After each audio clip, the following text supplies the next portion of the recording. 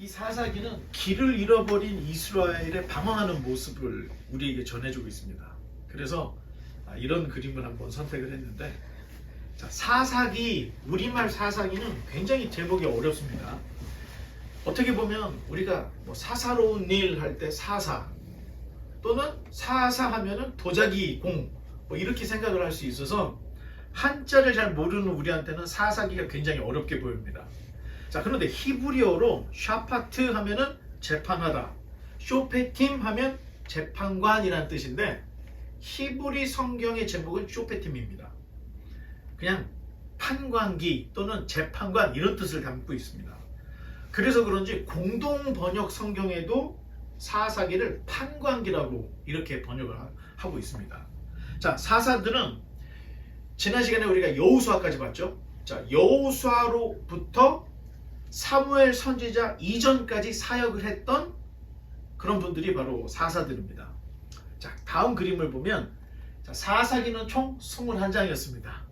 읽을만 했죠? 예, 읽을만 했습니다. 자, 구약의 암흑 시대를 우리에게 보여주고 있는데, 이 사사기는 나라를 구원한 영웅담이 상당히 많이 있습니다. 그래서 자칫 잘못 읽으면, 야, 이스라엘의 영웅들이 다 몰려 있구나, 이렇게 볼 수가 있습니다. 하지만 사실은 레위인들이 과연 무슨 짓을 하고 있었는지를 고발하는 성경이 바로 사사기입니다. 자, 레위인들이 말씀을 가르치지 않고 직무유기를 하니 나라가 혼란에 빠지더라 라는 것을 보여주고 있는 겁니다. 하나님이 직접 나라를 다스리기 위해서는 어느 정도의 백성의 수준이 따라줘야 됩니다. 간단한 예로, 사실 우리가 다 같이 일하고 다 같이 분배한다, 이거 너무나도 좋은 거 아니겠습니까? 이게 바로 공산주의입니다. 그런데 공산주의가 망했던 이유는 백성들의 수준이 거기까지 가지 못했던 거예요. 그리고 결국에는 위에 있는 당원들이 모든 것들을 다 갖고 백성들은 노예로 전락을 해버린 거예요. 이론상으로는 너무 좋은데 이것을 적용을 할 때 하나님이 없으니 백성들을 노예로 삼는 일들이 벌어지더라. 이걸 역사에서 봤는데, 사사기도 하나님이 직접 다스리는 신정 정치를 했더라면 아마 이 나라는 그 누구도 건드릴 수 없는 막강한 나라가 됐을 겁니다. 그런데 하나님이 직접 다스리는 이 신정 정치를 따라가지 못했던 백성의 모습들이 있고, 백성들이 왜 못 따라갔느냐? 율법의 부재 때문에 신정 정치가 실패를 했다. 이런 이야기들을 사사기가 우리에게 전해주고 있는 겁니다. 레위인들이 얼마나 잘못된 길로 갔는지, 레위인들이 재물에 빠져있고 향락에 빠져있고 타락한 모습들을 후반부에 보여주고 있습니다. 레위인들이 얼마나 문제였는지, 도탄에 빠진 백성들이 울부짖어도 백성들을 위해서 팔 걷어붙이고 나서는 레위인들이 하나도 없었습니다. 더 큰 문제는 하나님께서 도탄에 빠진 이스라엘 백성을 건지시려고 할 때 쓸만한 인물들이 레위 사람들에게서는 보이지 않았다는 겁니다. 그래서 긴급 조치 발령으로 각 지파에서 한 명씩을 하나님이, 이번에는 유다 지파에서, 이번에는 에브라임 지파에서, 이번에는 각 지파에서, 이런 식으로 하나님께서 긴급 조치로 사사들을 지파에서 한 명씩 차출해서 사용하는 모습, 이게 지금 사사기인 겁니다. 자, 다음 페이지를 보면 우리 한번 사사기 주제를 한번 읽어보겠습니다. 시작. 지파 동맹과 혼돈시대. 1장부터 2장은 거룩한 전쟁의 실패 이야기를 하고 있습니다. 여호수아 때까지만 해도 우리가 정복전쟁을 하고 땅 분배까지 하는 걸 봤죠? 그러니 성공했을 거라고 생각했는데, 여호수아가 죽고 난 이후에 사사기 1장 2장에서는 거룩한 전쟁의 실패상을 보여주고 있습니다. 3장부터 16장까지는 레위인들을 제외한 이스라엘을 구원한 각 지파의 사사들의 활약상을 보여주고 있습니다. 그리고 17장부터 21장까지는 제멋대로 행하던 두 사람의, 한 사람은 젊은 레위, 한 사람은 늙은 레위인의 모습을 고발하는 내용으로 사사기를 끝내고 있는 걸 볼 수가 있습니다. 자, 다음 그림에 자, 거룩한 전쟁의 실패, 이 이야기는 사실 사사기 1장, 2장을 보면 너무나도 잘 나와 있습니다. 가나안 정복이 아직 완성되지 않은 모습이었고 정복 전쟁이 한창일 때 갑자기 여호수아가 땅 분배를 했습니다. 문제는 땅을 분배를 받으니까 힘이 분산이 되어서 더 이상 가나안 사람들을 쫓아낼 수가 없는, 그렇다면 지난 시간에 살펴봤죠?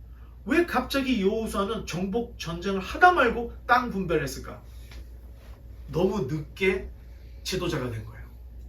최소 92살에서 거의 96세 사이에 이 여호수아가 지도자가 되었기 때문에 죽기 전에 땅 분배를 안 하면 너무 큰 혼란에 빠질 것 같아서 중간에 이 땅 분배를 했던 겁니다. 자, 그런 이유에서 끝까지 땅을 정복하지 못했던 이 실패를 보여주는데, 이스라엘이 쫓아내지 못한 민족이 크게 두 부류가 있습니다. 서쪽에 있는 이 블레셋, 그리고 동북쪽에 있는 그술, 이 두 족속을 몰아내지 못했는데, 자, 이 블레셋이라는 나라는 지금 우리가 하마스하고 이스라엘 전쟁하죠. 우리가 팔레스타인이라고 하는데 블레셋 사람들의 땅입니다.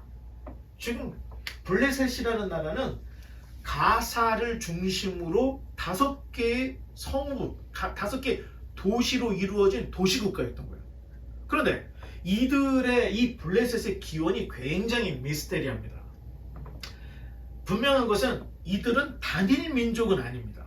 그리고 일부 정착하지 못했던 야베족들이 흘러 들어왔을 것이라고 보고, 또 일부는 그리스 밑에 있는 크레타 섬에 있는 해양 민족들이 건너와서 여기에서 살았다. 자, 이렇게 보는 시각들이 많이 있습니다.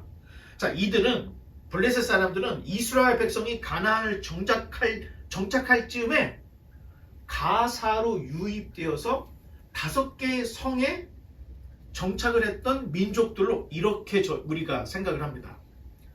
참 재미있는 것은 이 블레셋에 엄청나게 큰 평야가 있는데, 블레셋 평야는 가나안 땅에서 제일 좋은 땅입니다. 그런데 제일 좋은 땅에 블레셋 사람들이 들어가서 차지하고 있었던 건데, 이스라엘 민족이 거의 다 땅을 분배하고 이 블레셋을 밀어냈어야 되는데 밀어내지 못했던 겁니다. 이스라엘 백성이 AD 70년에 로마로부터 이스라엘이 완전히 파괴가 된 이후로 나라가 없이 떠돌아다녔어요. 그로부터 2000년이 지났는데 지금 2000년 동안 살고 있었던 사람들이 지금 이 가사를 중심으로 한 팔레스타인 사람들이 살고 있었던 겁니다. 그런데 갑자기 1940년쯤에 이스라엘 백성들이 몰려 들어와서 다 몰아내고 지금 현재 이스라엘 땅을 차지했죠. 분쟁이 아직까지 이어지는 모습을 볼 수가 있습니다. 자, 지금 우리가 팔레스타인이라고 할 때는 이름만 남아있는 거예요. 고대 당시에 블레셋 사람들이 아직도 남아있는 게 아니고 이미 이슬람 사람들이 또는 아랍 사람들이 뒤섞여서 살았기 때문에 종족을 따지면 사실 종족을 우리가 알 수가 없고, 그냥 팔레스타인 하면은 블레셋 사람들의 땅, 이런 정도의 이름만 남아있다, 이렇게 생각을 하면 됩니다. 그리고 북쪽의 그술, 갈릴리 바다의 동쪽에 있는 그술 지방에는 거인족, 우리가 성경에 나오는 네피림 또는 아낙 자손들이 여기서 몰려 살았습니다.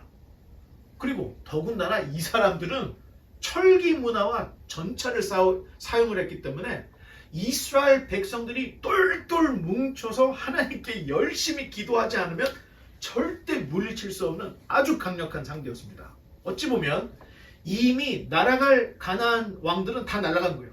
31명의 왕들이. 그런데 그래도 블레셋 사람들, 그술에 있는 사람들은 너무 강력했던 거예요. 둘 다 철기 문화를 썼습니다. 이때 당시에 겨우 청동기가 지금 쓸까 말까 하는 이런 시대에 이 사람들은 철기 문화를 썼던 거예요. 그러니까 군사적으로는 당해낼 수가 없어요. 힘을 모아도 이기지 못할 판인데 이미 땅을 분배를 해서 집결하지 못하니까 결국에는 끝까지 쫓아내지 못하게 됐던 것을 볼 수가 있습니다. 자, 이렇게 되니까 이제부터는 이스라엘 사람들은 이방인들과 동거를 해야 되는 상황이 되어버렸던 겁니다. 동거를 하게 되면, 자, 미국에서 전도하기 힘든 이유가 이슬람이나 불교에게 우리가 너무 공격적으로 전도를 하면 미국은 종교 자유국가예요. 저 사람들이 신고를 하면 우리가 감옥에 가게 되는 거예요. 남의 종교를 침범할 수가 없기 때문에 똑같은 일이 벌어졌던 거예요. 바알을 섬기는 사람들 몰아낼 수가 없는 거예요. 아세라를 섬기는 사람 몰아낼 수가 없는 거예요. 그냥 동거 같이 섬기게, 같이 그냥 살 수밖에 없는데, 그러다 보니까 종교와 문화가 혼합되기 시작을 했던 겁니다. 그래서 하나님이 처음에 가나안 정복 전쟁에 싹 다 쓸어버리라고 했던 이유가 이 타락한 문화, 타락한 종교가 여호와 신앙과 뒤섞이는 것을 방지하기 위해서 다 몰아내라고 했는데 결국에는 몰아내지 못했던 겁니다. 또 한 가지, 몰아내지 못했더니 어떤 문제가 생기냐면 이 이방인들이 결국에는 이스라엘을 찌르는 가시가 되어서 블레셋은 항상 이스라엘의 최고의 적이었습니다. 자, 이런 것들을 볼 때, 그래서 하나님이 정복 정죄 때 철저히 쫓아내라고 했구나, 이런 걸 볼 수 있고, 결국에는 쫓아내지 못해서 이스라엘 평생, 지금 블레셋 사람들, 팔레스타인하고 이스라엘 전쟁은 지금까지 이어지고 있는 걸 볼 수가 있다는 겁니다. 다음 그림. 자, 3장부터 16장까지는 레위 사람들을 제외한 이스라엘을 구원한 사사들의 활약상이 쫙 나와 있습니다. 자, 여호수아는 모세와 같이 차기 지도자를 세우지 않았어요. 자, 모세는 자기가 사역을 할 때 자기의 후임으로 여호수아를 생각하고 어렸을 때부터 여호수아를 이 지도자 훈련을 시키고 있었던 거예요. 그런데 여호수아는 모세와 같이 차기 리더를 위한 준비를 전혀 하고 있지 않았습니다. 자, 그로 인해서 여호수아가 죽자 이스라엘은 엄청난 혼란을 겪게 되었습니다. 여호수아가 차기 지도자를 준비하지 않은 것도 미스테리입니다. 왜 준비를 하지 않았느냐? 하지만 우리가 모세 오경으로부터 성경을 차근차근 읽어오다 보면 왜 여호수아가 차기 리더를 선택하지 않았는지를 어느 정도는 우리가 예상을 할 수가 있습니다. 하나님께서는 가나안에서 하나님이 직접 통치하시는 신정 정치를 원하시고 계신 모습을 모세가 쓴 모세 오경을 통해서 계속해서 말씀해 오고 있는 걸 볼 수가 있습니다. 그런데 사사시대에서는 이스라엘이 하나님의 신정 정치들을 받아들일 준비가 되지 못해서 이것도 실패가 됩니다.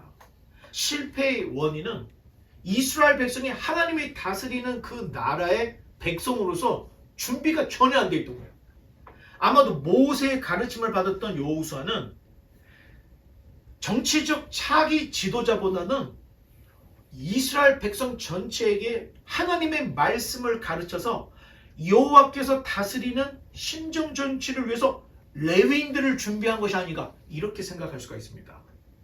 정치적으로 한 사람의 지도자를 여호수아가 길러내지 않았지만 여호수아의 생각은 레위인들을 통해서 이스라엘 백성들을 하나님의 법이 실현되는 나라를 만들면 되겠구나, 이렇게 생각할 수 있었다, 이렇게 생각할 수가 있습니다.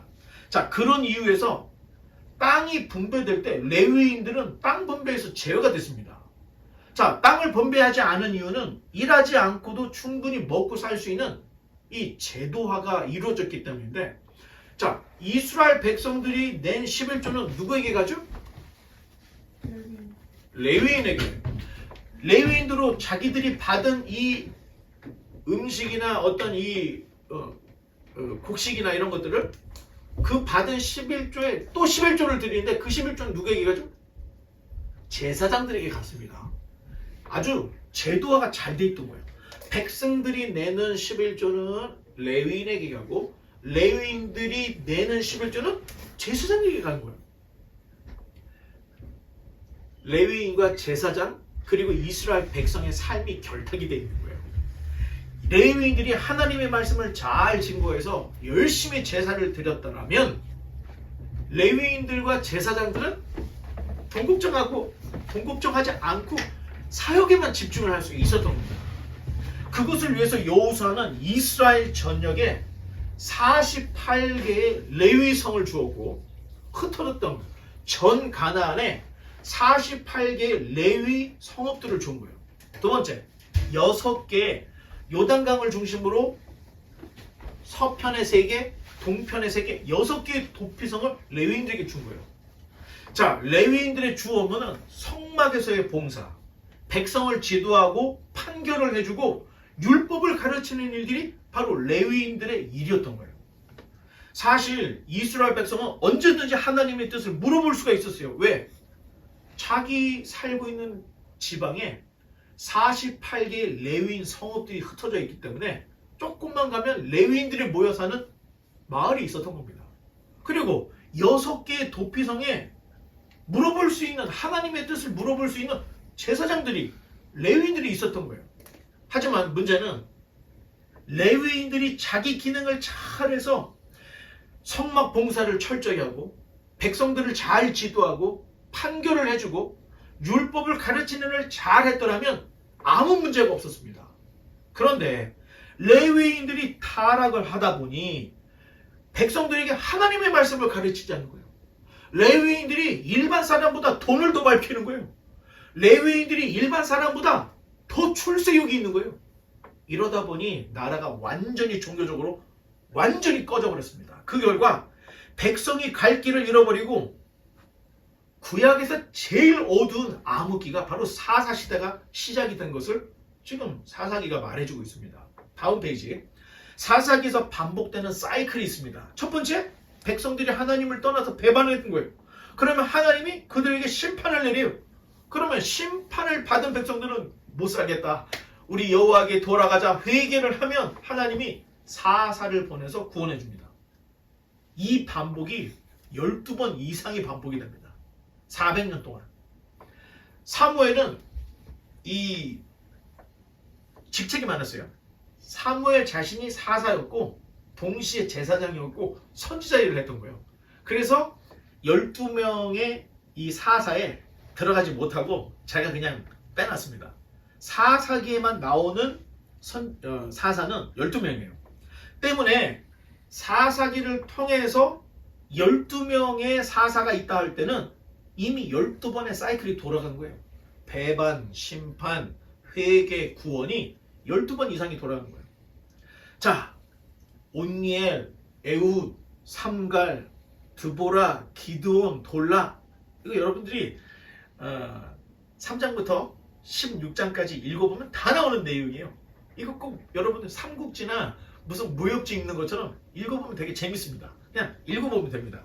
근데 그 중에 기드온이라고 하는 사사가 부름을 받는 내용이 있는데, 기드온은 300명의 용사로 미디안을 물리친 굉장히 큰 성과를 올렸던 사사였습니다. 그런데 아들이 무려 70명이었어요. 다음 페이지. 자, 기드온의 아들 중에는 세겜 사람 첩에서 얻은 아비멜렉이라는 아들이 있었어요. 그런데 이 아비멜렉이 왕이 되고 싶어서 자기의 외갓댁 세겜 사람들에게 찾아가서 야합을 합니다. 그리고 자기의 형제 68명을 다 죽이는 거예요. 한 자리에서 한 날 이렇게 다 죽여버렸어요. 자, 그런데 이 끔찍한 학살 중에 다 죽지 않고 한 명이 살아남은 막내 아들이 있었는데 그게 바로 요담이었습니다. 요담이라는 동생이 살아남았던 거예요. 그리고 이 요담이 그르심산 위에 올라가서 세겜 사람들에게 나무 비유의 이야기를 하면서 이러면 되겠느냐 하면서 이야기하는 장면이 나오는데, 다음 그림. 자, 옛날 숲속에 감람나무, 무화과나무, 포도나무, 가시나무가 있었습니다. 숲속에 있는 나무들이 감람나무에게 찾아가서 우리의 왕이 되어주세요 하고 이야기를 합니다. 이 얘기는 동화책 얘기가 아니고 지금 성경에 있는 얘기를 여러분에게 그대로 하는 겁니다. 자, 그랬더니 감람나무가 그들의 요청을 거절하면서 하나 누르시면 버튼 하나, 자, 다 같이 읽어보겠습니다. 시작. 나의 기름은 하나님과 사람을 영화롭게 하나니 내가 어찌 그것을 버리고 가서 나무들 위에 우쭐대리요. 여러분, 감람나무가 올리브나무입니다. 혹시 감람나무하고 올리브나무가 다른 걸로 생각할까봐 그래서 올리브 기름 있죠? 그러니까 얘기하는 거예요. 나의 기름은, 올리브 기름은 이렇게 얘기해요. 하나님과 사람을 영화롭게 한다는 거예요. 그래서 나는 왕이 되고 싶지가 않다. 이런 얘기를 했습니다. 자, 그랬더니 이번에는 숲속의 나무들이 무화과 나무를 찾아가요. 그리고 우리의 왕이 되어주세요 했더니 이에 무화과 나무도 거절하면서 한 번 더 눌러주면 시작. 나의 단 것과 나의 아름다운 열매를 내가 어찌 버리고 가서 나무들 위에 우쭐대리오. 전에 허니가 집에서 무화과 열매를 가져와서 우리 줬죠. 그 달고 맛있는 거. 내가 이걸 내서 하나님과 사람을 영화롭게 해야 되는데 어떻게 내가 우쭐대면서 왕이 되겠습니까? 하고 이 무화과 나무도 거절을 했던 거예요. 자, 그러자 나무들이 포도나무에게 갑니다. 그랬더니 포도나무 역시 한 번 더 누르면 시작. 하나님과 사람을 기쁘게 하는 내 포도주를 내가 어찌 버리고 가서 나무들 위에 우쭐대리오. 나무 셋이 다 거부를 했습니다.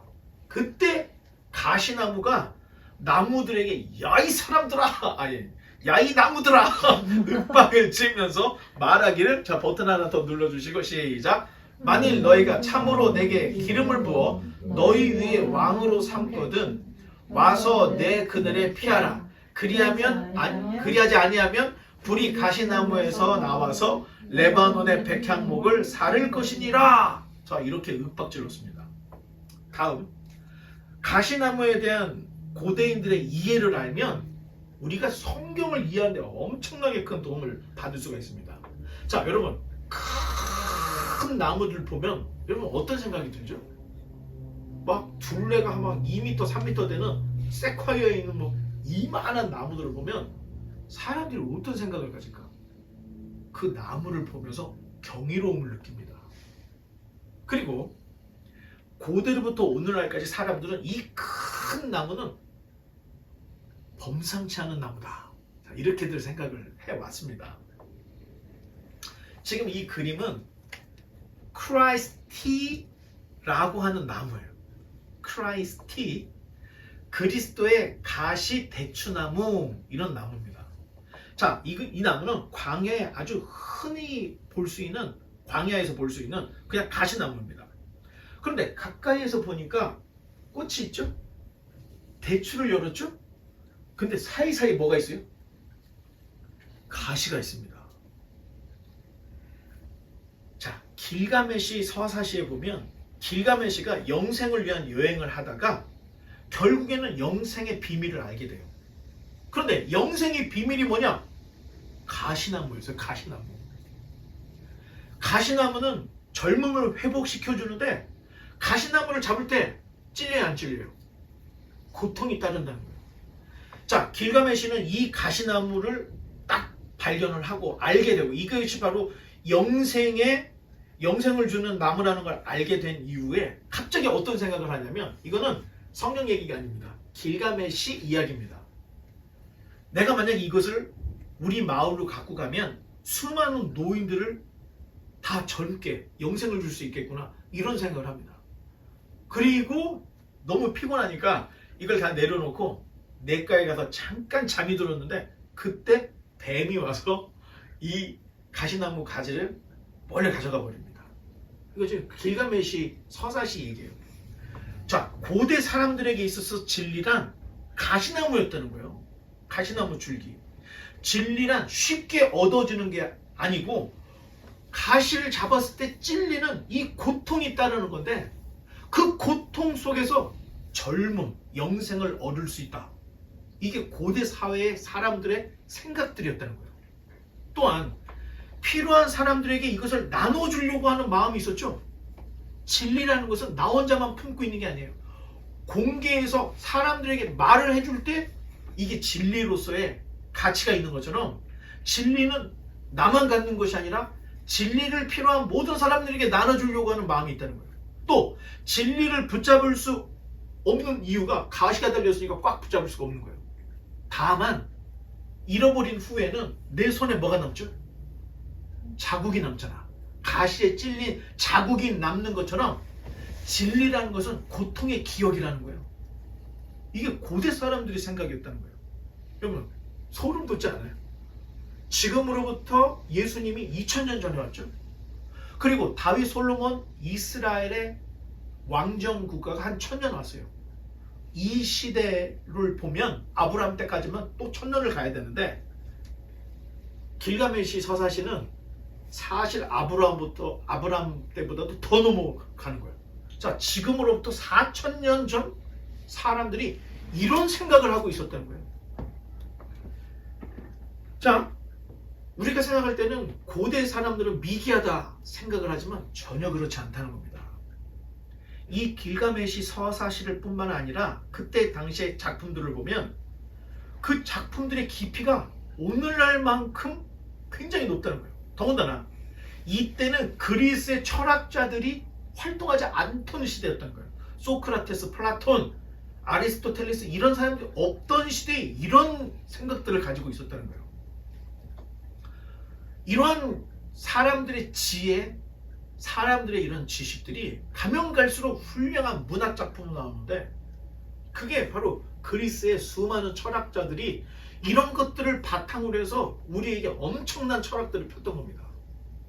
그 후에 성경에도 가시나무가 나와요. 자, 모세도 출애굽기에서 불붙는 가시나무 떨기에서 누굴 만났죠? 하나님을 만나잖아. 자, 하나 버튼을 눌러보면 우리 한번 읽어보겠습니다. 시작. 땅의 선물과 거기 충만한 것과 가시떨기 나무 가운데 계시던 이의 은혜로 말미암아 복이 요셉의 머리에 그의 형제 중 구별한 자의 정수리에 임할지로다. 이 신명기에 나와 있는데 모세는 하나님을 가시떨기에 계시던 그 하나님을 만났다고 이렇게 표현하고 있는 거예요. 이게 우리가 생각할 때는 에이? 아닙니다. 그때 당시에 가시나무라는 것이 굉장히 영험한 나무들로 생각을 했다는 거예요. 진리의 상징으로 생각했다는 거예요. 모세도 하나님을 가시떨기 나무의 그 불꽃 가운데서 만났다. 이 얘기를 하고 있다는 겁니다. 자, 하나 더 눌러보면 예수님께서도 모세의 글을 인용할 때 마가복음 12장 26절에 자, 한번 읽어보겠습니다. 시작. 죽은 자가 살아난다는 것을 말할질대 너희가 모세의 책 중 가시나무 떨기에 관한 글에 하나님께서 모세에게 이르시되 나는 아브라함의 하나님이요 이삭의 하나님이요 야곱의 하나님으로 하신 말씀을 읽어보지 못하였느냐. 예수님이 가시나무 떨기에 관한 글을 인용을 하고 있는 거예요. 자, 마가복음 12장은 사두개인들, 바리새인들과 함께 부활에 대한 논쟁을 하고 있었던 때예요. 그런데 가시나무 떨기에 관한 글, 출애굽기 3장에 모세가 불붙는 가시나무 떨기에서 하나님을 만났던 글, 모세 오경을 얘기하는 겁니다. 그 이야기를 인용을 하면서 하나님이 모세에게 자신을 소개할 때 나는 아브라함의 하나님, 이삭의 하나님, 야곱의 하나님이다. 하나님이 자기가 자신을 그렇게 얘기를 하고 있는 거예요. 그걸 인용해. 그때 아브라함, 이삭, 야곱의 하나님이라 할 때 시제는 과거형이 아니고 현재형이었습니다. 그 말은 과거에 내가 아브라함의 하나님이었고 내가 이삭의 하나님이었고 야곱의 하나님이었다라고 하는 말이 아니라 현재성을 갖는다는 거예요. 아브라함, 이삭, 야곱 그들의 하나님이라고 현재형을 쓰고 있는 이 이야기를 예수님이 그대로 인용을 하면서 하나님은 과거에도 현재적인 분이었고 지금도 현재적인 분으로 산자의 하나님이다. 부활에 대한 인용구로 가시떨기 나무에서 말씀하셨던 하나님을 인용할 때 산자의 하나님 이렇게 표현을 하고 있다는 거예요. 하나님의 백성은 죽은 과거로 기억되는 정도가 아니라 살아있고 혹시 우리가 이 땅에서 육체가 죽는다 할지라도 다시 부활할 것이라는 것을 사두개인들, 바리새인들에게 말씀을 하셨는데 그때 예수님이 말씀하신 게 자, 출애굽기 3장을 봐. 이렇게 말을 하지 않고 가시나무 떨기에 관한 글이라고 얘기를 하고 있다는 거예요. 모세는 내가 가시나무 떨기 안에 계신 그분을 만났다고 얘기하고 있고 자, 그렇다면 고대 사람들이 가지고 있는 이 문학 또는 종교성, 신앙심 이게 성경에도 그대로 묻어있구나 하는 걸 볼 수가 있습니다. 성경은 절대 배타적이지 않다는 거예요. 이런 것들을 다 수용하고 있는데 심지어는 시편이나 신앙 고백 중에 메소포타미아 사람들이 고백하는 그 문구를 그대로 갖다 차용한 부분도 있고 애굽 사람들이 라에게 고백했던 내용을 그냥 갖다 쓴 것도 있어요. 자, 이런 이야기들을 자꾸 하는 이유가 요즘 하도 반기독교인들이 성경에 대한 공격, 기독교에 대한 공격을 우리가 지금 잘 모르는 고대 사회 이야기를 끄집어내서 하기 때문에 지금 미리미리 예방접종 차원에서 여러분들에게 말을 하고 있는 겁니다. 그런데 이 가시나무의 최절정은 모세가 아닙니다. 그림 하나를 더 넘겨보면 바로 이 가시나무의 최절정이 바로 예수 그리스도의 가시관이라는 겁니다. 하나님이 가시나무 안에서 모세에게 은혜로운 말을 주셨던 것처럼 예수님도 가시관 안에서 은혜의 구원을 이루셨다는 거예요. 자, 히브리서 저자도 이를 알고 하나 버튼을 눌러보면 히브리서 2장 9절에 이렇게 인용을 하면서 얘기를 하는데 한번 읽어보겠습니다. 시작! 오직 우리가 천사들보다 잠시 동안 못하게 하심을 입은 자 곧 죽음의 고난 받으심으로 말미암아 영광과 존귀로 관을 쓰신 예수를 보니 이를 행하심은 하나님의 은혜로 말미암아 모든 사람을 위하여 죽음을 맛보려 하심이라. 가시관을 쓰신 주님의 모습은 은혜로서 모든 사람을 위해서 대신 죽어지는 모습이었는데 가시관을 쓰신 그 모습에 표현을 하고 있다는 거예요. 모세도 예수님도 다 가시관 얘기를 해요. 다시 사사기로 돌아가서 사사기 9장에서 요담이 아비멜렉, 세겜 사람들, 이스라엘 사람들에게 이 나무들로 비유해서 말을 했던 것은 가시나무로 비유된 아비멜렉에게 세상의 왕들은 모든 것을 지배하고 거역하는 자들은 죽여서까지 지배하려고 하지만 하나님이 찾으시는 진정한 왕은 포도나무같이, 무화과나무같이, 감람나무같이 하나님과 사람을 영화롭게 하는 모습이어야 한다는 것을 이 네 개의 나무 비유로 요담이 이야기를 하고 있는 거예요. 자, 이때 이스라엘에 왕이 있었습니까? 없었습니까? 왕이 없던 시대예요. 왕이 없던 시대의 요담의 이 나무 비유는 앞으로 이스라엘의 왕이 세워진다면 이런 모습의 왕이 돼야 한다는 것을 비춰주고 있는 거예요. 자, 앞으로 왕이 이제 세워질 것을 우리가 이제 사사기, 룻기, 사무엘 들어가면은 그때부터 왕정 시대로 바뀌는 이야기가 나오는데 지금 요담의 한 이야기가 어찌 보면 이스라엘의 왕을 이야기하는 것처럼 보이지만 가시관을 쓰신 예수 그리스도, 그렇죠? 포도나무, 무화과나무, 감람나무와 같이 하나님과 사람을 영화롭게 하려고 자기를 희생하는 가시관을 쓰신 예수 그리스도를 지금 요담이 얘기를 하고 있구나 하는 걸 볼 수가 있다는 겁니다. 얘기했죠? 성경은 과학서, 역사서가 아닙니다. 신앙 고백을 담은 신학적인 책인 거예요. 신학적인 내용을 모르면 이야기책으로 전락할 수 있고 되도 않는 과학 증명책이 될 수 있다는 거예요. 하지만 성경의 신학의 흐름을 알고 성경을 보면 이 안에 역사가 포함되어 있습니다. 이성적인 과학도 다 포함되어 있다는 것을 알게 되는 거예요. 자, 그런 입장에서 조금 어렵지만 이런 얘기를 나눴고 다음 그림을 보면 사사기의 12사사들의 사역 기간을 계산을 해보면 사사시대는 한 400년 정도가 됩니다. 400년. 사사 중에 같은 시대 사역을 했던 사람이 있었어요. 그래서 다 따져보면 400년이 더 되는데 400년으로 보는 이유가 같은 시대 다른 지역에서 활동했던 사사들이 있어서 기간으로 볼 때는 한 400년으로 보면 좋겠다. 그 다음 자, 신정정치를 보면 그 다음 이제 17장부터 21장까지 이제 제멋대로 행하던 이 레위인들의 모습을 고발하는 내용이 나오는데 자, 사사시대를 대표하는 성경이 있습니다. 자, 17장 6절, 21장 25절인데 단어까지 똑같아요. 한번 읽어보겠습니다. 시작! 그때에는 이스라엘에 왕이 없었으므로 사람마다 자기 소견에 옳은 대로 행하였더라. 왕이 없던 시대였어요. 이스라엘의 지도부가 부재했다는 의미죠.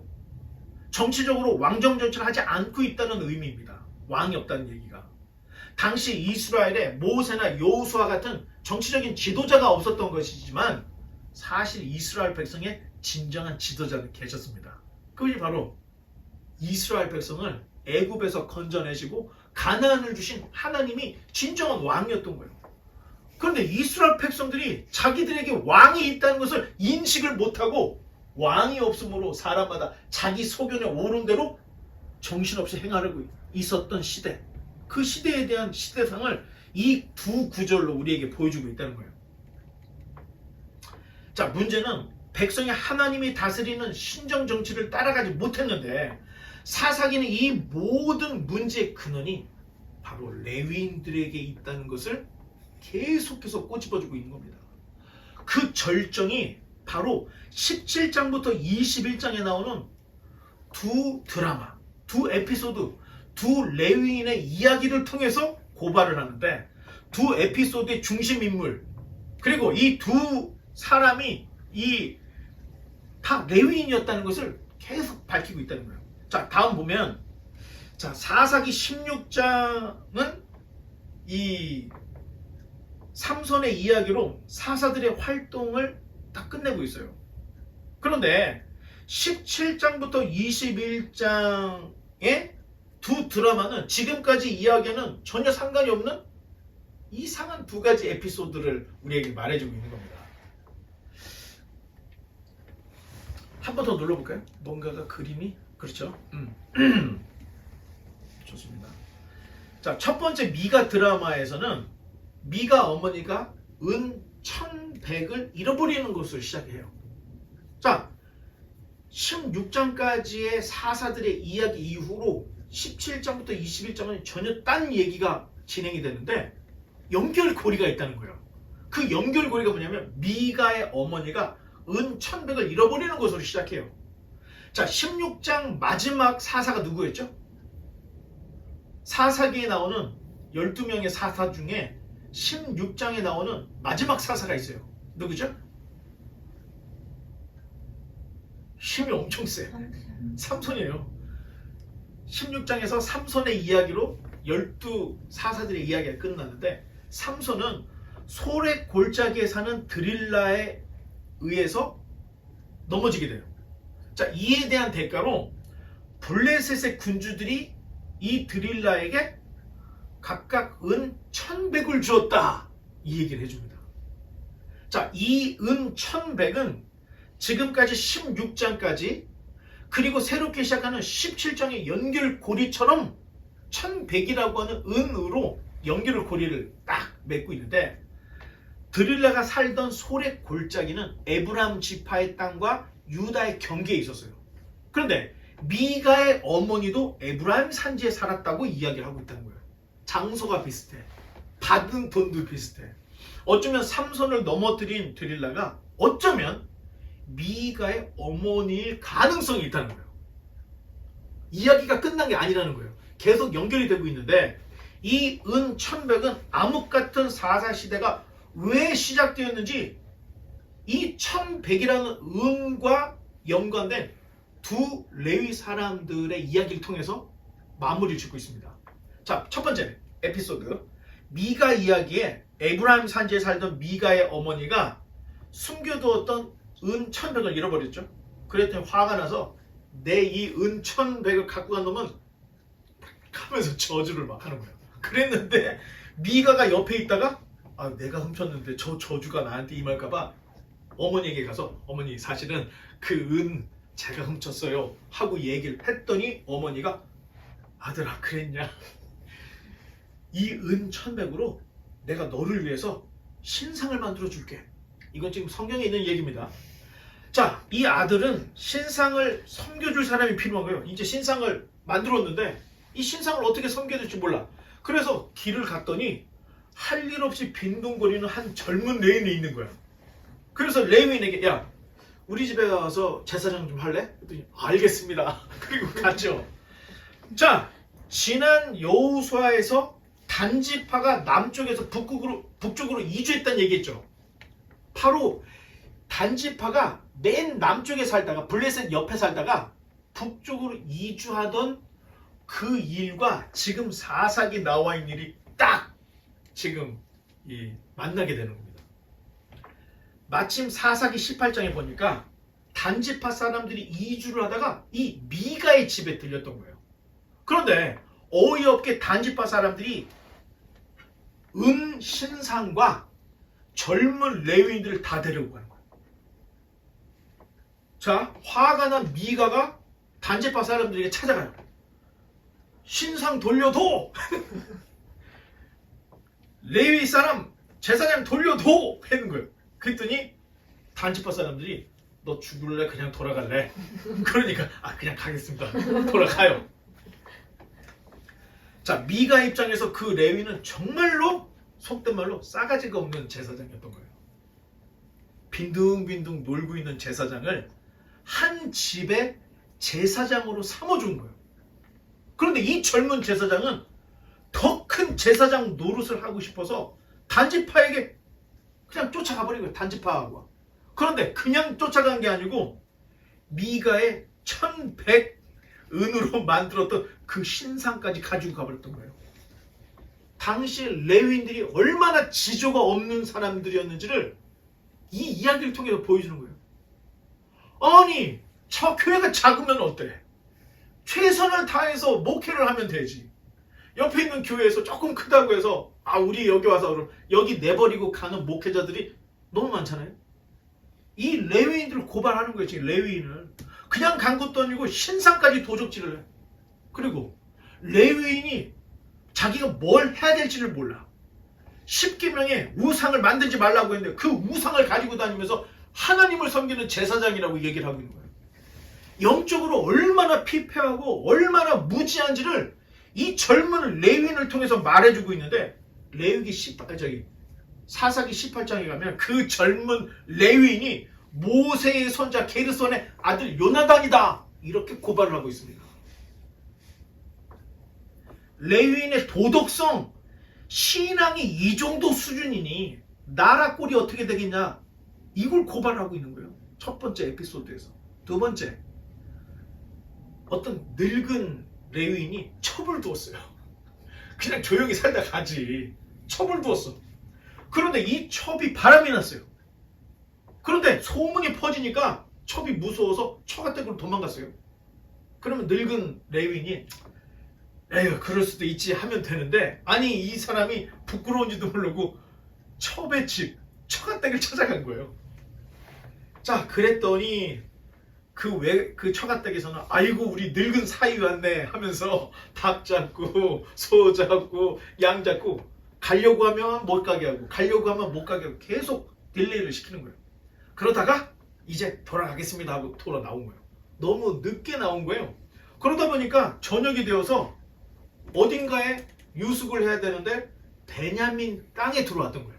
그래서 베냐민 땅에 들어왔는데 갑자기 그 동네 베냐민의 불량배들이 마치 소돔과 고모라처럼 자 너희들 집에 지금 손님 왔지? 끄집어내. 우리가 욕보여야 되겠어. 이 불량배들이. 그러니까 집주인이 자기 딸들하고 촉들을 다 내준 거예요. 그랬더니 이 불량배들이 밤새 이 여인들을 얼마나 괴롭혔는지 새벽에 풀려났는데 새벽에 풀려난 이 여인이 첩이 집에까지 와서 문을 못 여는 거예요. 그냥 쓰러진 거예요. 그리고 그 문턱을 손으로 잡은 거야. 그리고 죽어버렸어. 화가 난 이 늙은 레위인들이 이 레위인이 아유 하나님께 벌받았다 하고 넘어가면 되는데 이 여인을 토막을 내가지고 이스라엘 각 지파에 싹 보냈어요. 이스라엘에 이런 끔찍한 일이 있었다 하면서 백성들을 내전이 벌어져가지고 베냐민 지파와 10지파가 전쟁을 벌여갖고 9만 명이 죽었어요. 9만 명이. 이 9만 명이나 죽은 내전의 원인 제공자가 어처구니 없이 첩과 실랑이를 벌이던 이 늙은 레위인이었다. 이걸 고발하고 있다는 거예요. 자, 이 두 에피소드는 사사시대 암흑 한가운데 정말로 책임감 없이 서 있는 이 레위인들의 모습을 곳곳에서 보여주고 있다는 거예요. 여러분들도 우리 교회 오기 전에 다른 교회 다녔죠. 그래, 다른 교회 다닐 때 여러분 여태까지 성경을 한 번을 배워본 적이 있어요? 교리를 처음부터 끝까지 배워본 적이 있어요?